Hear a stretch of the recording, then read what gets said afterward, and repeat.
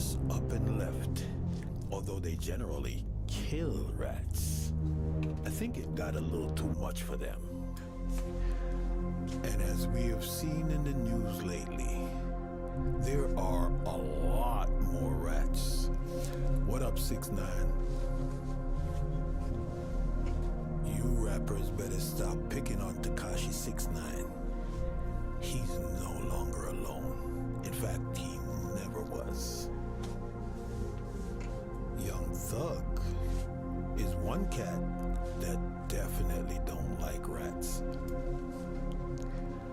You know, the more I think about it, that might be why we haven't seen Young Thug lately. Apparently, these cats are not very fond of rats. Everywhere you look,